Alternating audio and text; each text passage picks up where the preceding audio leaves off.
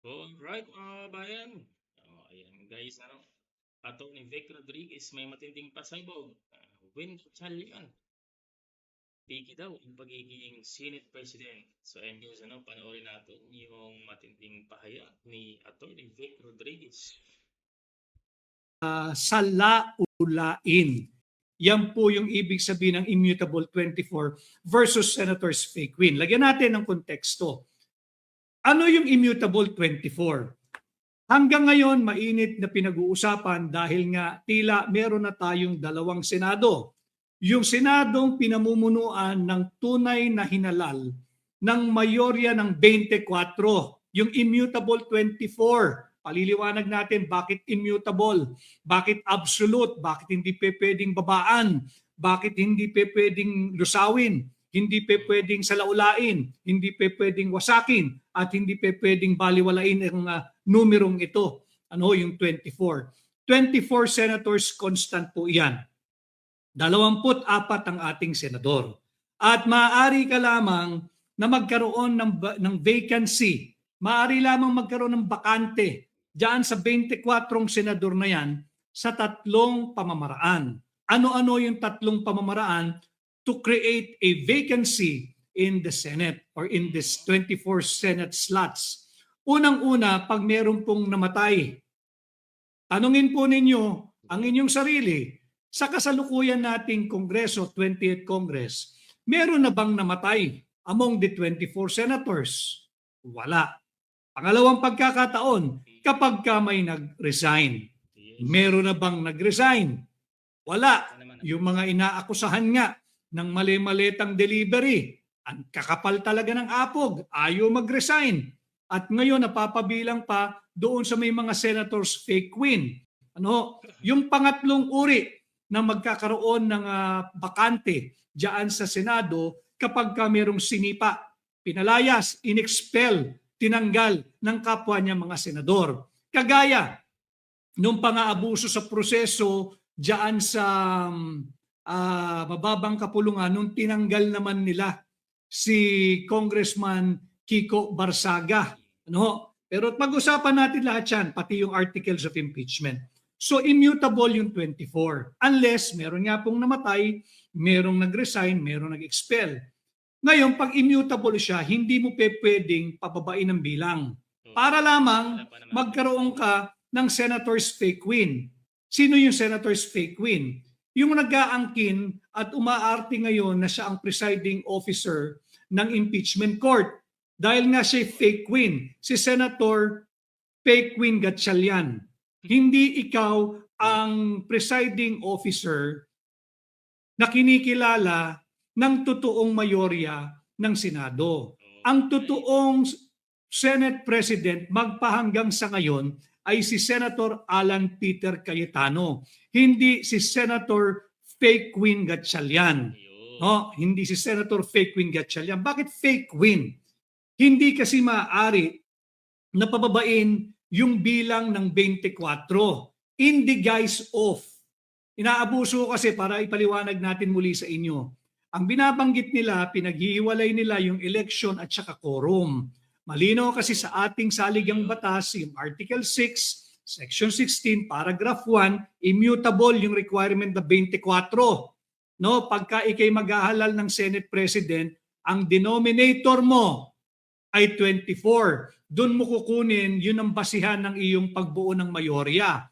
24 ang denominator, ang majority niyan ay 13. Meron yan si Senator Alan Peter Cayetano, wala niyan si Senador Sherwin Gatchalian. Kanya ang ating pamagat ngayon, immutable 24 versus Senators Fake Win Gatchalian. Yung isang senator na fake win, mamaya tatalakayin din natin. So kagaya po ng aking sinabi kanina, maaari lamang magkaroon ng vacancy pag may namatay na senador, merong nag-resign, merong na-expel. In the current 20th Congress sa Senate natin, walang nag-resign, walang namatay, at walang na-expel. So ang bilang niyan ay 24. Yung drama nila that they just want to carry the day-to-day business of the Senate para daw hindi maparalisa, hindi mo maaaring gamitin yun para agawin ang tunay na liderato na hinalal ng tunay na mayorya. Bakit? Paragraph 2 ho yun ng Article 6, Section 16, Paragraph 2 ho yun, pagdating sa day-to-day business. Pero ang nangyari, kaya sila nagdeklara ng may quorum dahil gusto nilang agawin yung mayorya. Gusto nilang mag-upo ng kanilang Senate President. Nagtanggal sila kunwari, illegal yun. Nung Senate pro tempore, tinanggal nila, illegal yun. Bakit? Malinaw sa ano ho kasi ako may tuturing akong constitutional purist. Pagdating sa Constitution, hindi po dapat po ang ating saligang batas ay non-negotiable. And for many constitutional purists like me, whether you're a lawyer, you're a jurist, you're an ordinary Filipino, pero naiintindihan, binabasa, nauunawaan, at itinataguyod ang ating saligang batas, meron pong mga constitutional purists. And I view myself as such, a constitutional purist. Hindi po tayo pwedeng pabale-balentong pagdating diyan sa usapin ng ating saligang batas. Huwag po tayong papayag na gano'n. May sagot tuloy.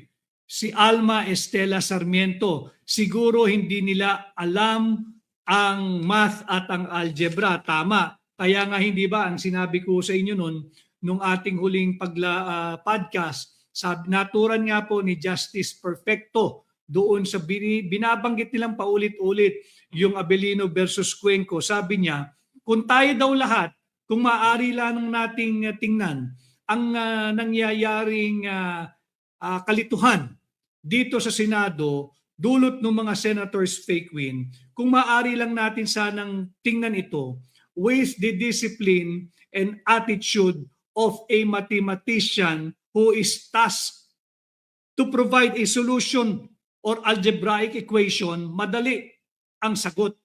Ang 12 kailanman ay hindi magiging mayorya ng immutable 24. Immutable 24 versus senators fake win. So, wala pong namatay na senador, walang nag-resign, walang na-expel. Ang meron, yung mga ikinukulong, kagaya ni Senador Jinggoy Estrada. Subalit, wag nating kalilimutan, a detained senator like Senator Jinggoy Estrada, while he is still undergoing trial, hindi pa nga may mga motion pa. Yes. Na-arrange siya doon sa isang kaso, yung isang kaso niya hindi pa siya na-arrange. Ibig sabihin, hindi pa siya convicted. At hanggat hindi ka pa convicted, kahit na sinong senador, kung meron pa silang ikukulong para lang mapababa yung bilang ng 24, yung denominator, kung sino man ang ikukulong pa nila, isusunod nila. Halimbawa kay Senator Jinggoy Estrada, hindi nila maaring ibawas sa bilang ng denominator, sa bilang ng 24, yung mga tao, senador na ikukulong nila. Ulitin ko maaari lamang magkaroon ng permanent vacancy in the Senate kapag kami namatay, may nag-resign, may na-expel. Pero kung meron kang ikukulong, kagaya ng nakulong na detained Senator Jinggoy Estrada, yung constitutional requirement ng majority na nakasaad sa ating saligang batas ay majority pa rin ng 24. Hindi mo pwedeng ibawas yung ikinulong mo at ikukulong mo pa doon sa denominator na 24. Malinaw po iyan, hindi pwedeng paglaruan yan. Sapagkat po ang isang detained senator, yung nakakulong na senador, yung mga detained senators, kung madadagdagan pa, they do not lose their seat. Yes. Hindi nawawala ang kanilang pagiging senador kahit pa sila ay nakadetine.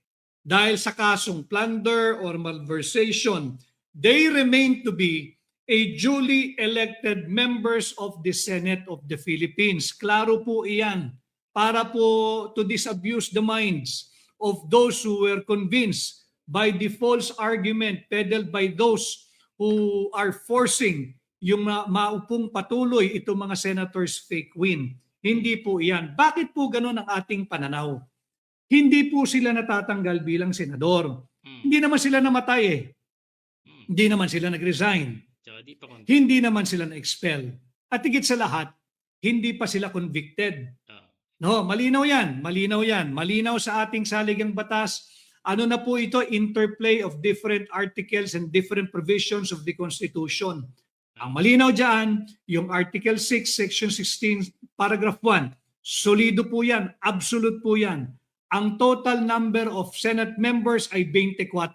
Hindi mo pwedeng ibaba. Ngayon, yung isang detained senator, hindi naman po siya hindi na miyembro ng Senado. Duly elected member pa rin ho siya ng Senado. Bakit?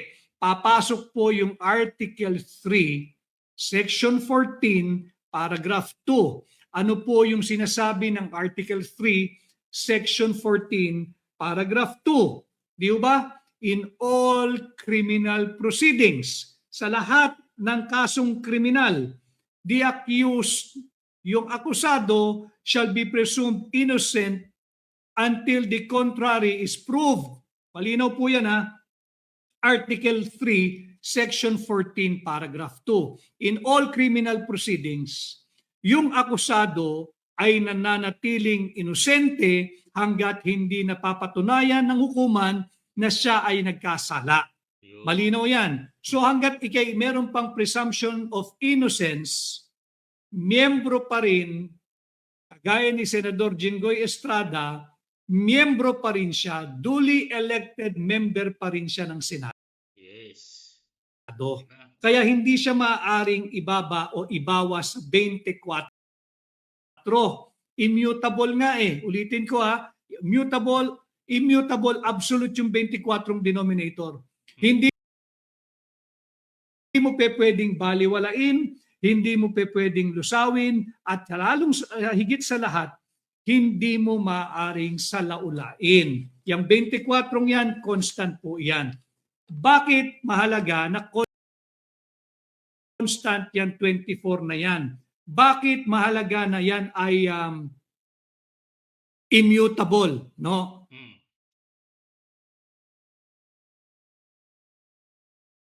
Sabi ni, mali naman itong ano.